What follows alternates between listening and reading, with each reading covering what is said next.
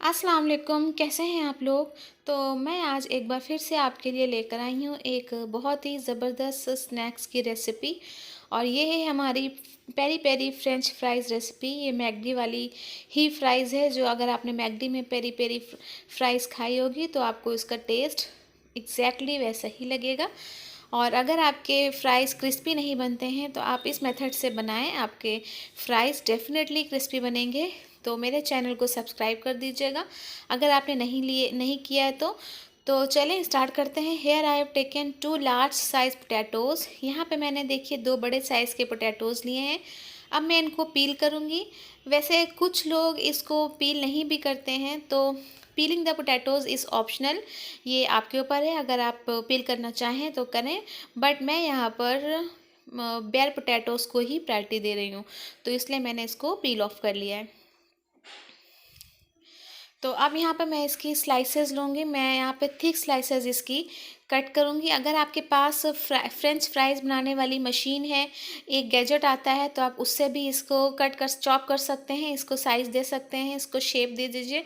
But मैं यहाँ पर आपको मैनुअली दिखा रही हूँ। तो यहाँ पर इस तरह से आपको इसकी थिक स्लाइसेस करनी है एंड देन आपको इसके फ्राइज़ के शेप में इसको इस तरह से कट कर लेना है।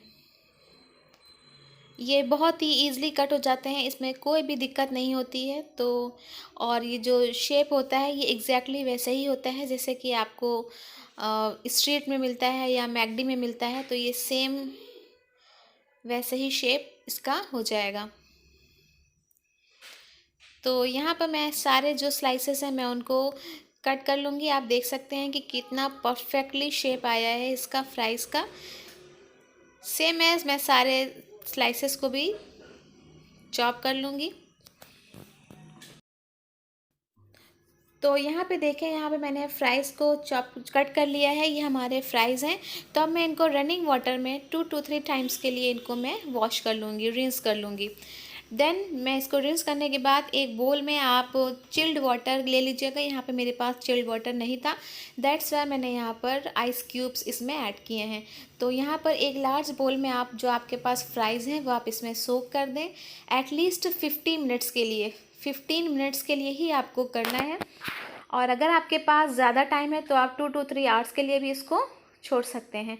तो यहाँ पे मैंने 30 मिनट्स के लिए इसको इसमें रख कर के फ्रिज में रख दिया था। तो आफ्टर 30 मिनट्स मैं इसका एक्सेस वाटर जो है वो ड्रेन आउट कर लूँगी।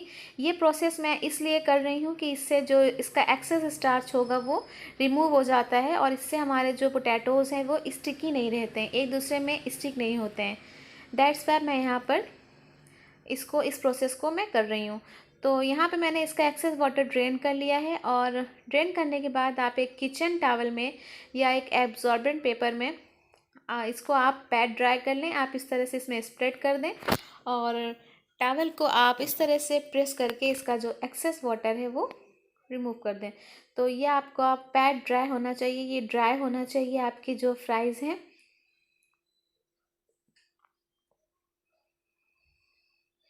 तो फ्रेंड्स, यहाँ पर आप देख सकते हैं कि इसका जो वाटर है वो रिमूव हो गया है। आप चाहें तो उसे कुछ देर के लिए के नीचे भी रख सकते हैं।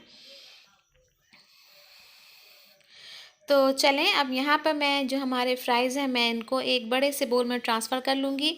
अब मैं इसको कोट करने जा रही हूँ। तो यहाँ पर कोट करने के लिए मैं यहाँ पर ले रही हूँ 3 टेबलस्पून कॉर्नफ्लावर और साथ ही में मैं ऐड करूँगी 2 टेबलस्पून राइस फ्लावर। तो राइस फ्लावर से तो आपको पता ही है कि ये क्रिस्पीनेस के लिए यूज़ किया जाता है। तो यहाँ पर मैं इसको दोनों चीज़ों को ऐड करने के बाद मैं इसको टॉस कर लूँगी। आप हैंड की हेल्प से भी इसको अच्छे से कोट कर सकते हैं, बट ये प्रॉपरली कोट होना चाहिए, इस चीज़ का आप ध्यान रखिएगा।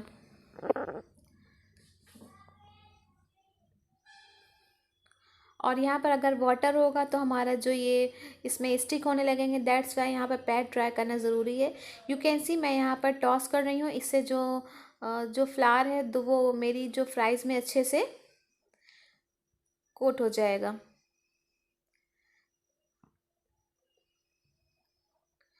तो यहाँ पर हमारे जो फ्राइज़ हैं वो प्रॉपरली कोट हो चुके हैं और जो आपको एक्सेस फ्लावर दिख रहा है वो मैं एक कोलेंडर में इस तरह से ट्रांसफ़र कर लूँगी और उसको मैं एक्सेस जो फ्लावर है वो रिमूव कर दूँगी।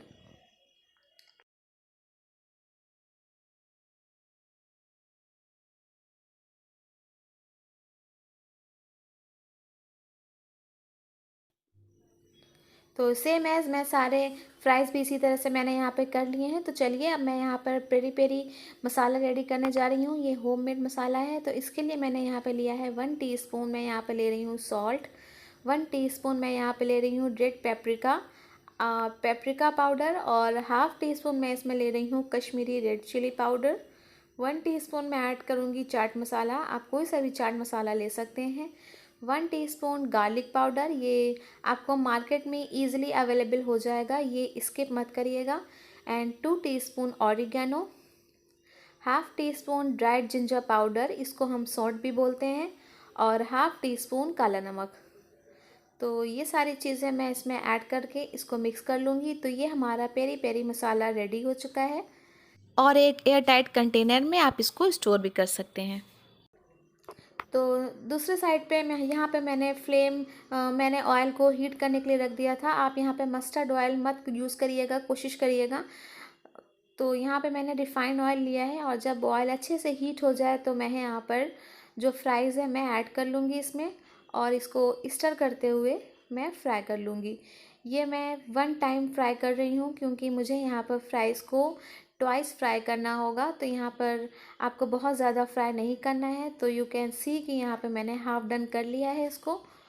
सेम एज़ मैं सारे जो पोटैटोज़ हैं मैं उनको भी फ्राई करने जा रही हूँ।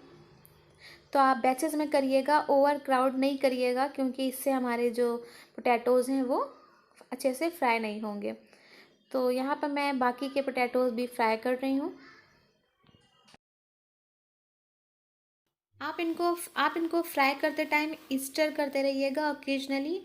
तो इससे जो फ्राई होगा वो यूनिफॉर्मली होगा, इवनली फ्राई होंगे हमारे फ्राइज़।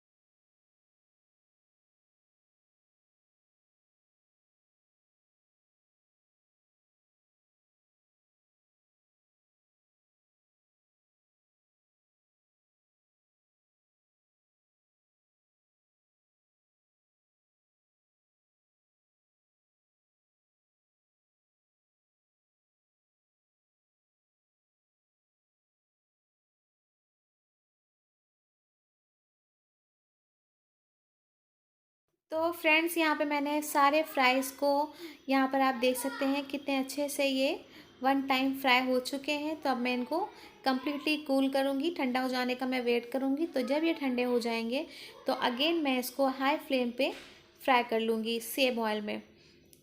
तो ये आपको 3 मिनट्स के लिए करना है, जब तक आपको एजेस पे, इसके कॉर्नर्स पे एक ब्राउन कलर नहीं दिखता, लाइट ब्राउन कलर, तब तक आपको इसे फ्राई करना है।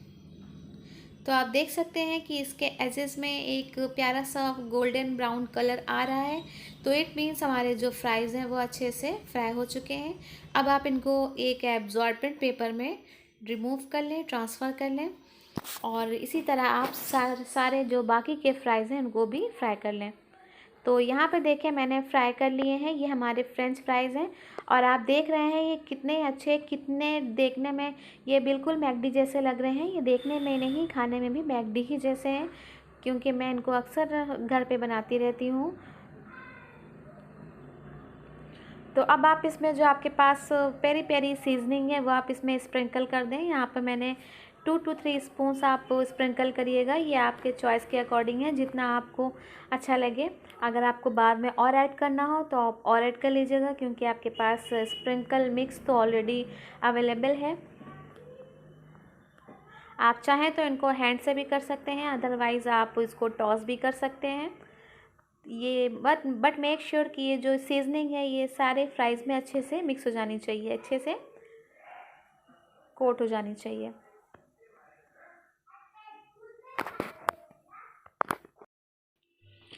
गाइस आप इसमें देख सकते हैं, आपको ये सुनाई दे रही होगी कि इसकी क्रिस्पीनेस कितनी अच्छी आई है, इसका साउंड आपको सुनाई दे रहा होगा। तो यहाँ पे हमारे fries peri peri fries ready हो चुके हैं। अब आप इनको सर्व करिए टोमेटो केचप के साथ या मेयोनीज़ के साथ या अपनी पसंदीदा डिप के साथ। Thank you so much.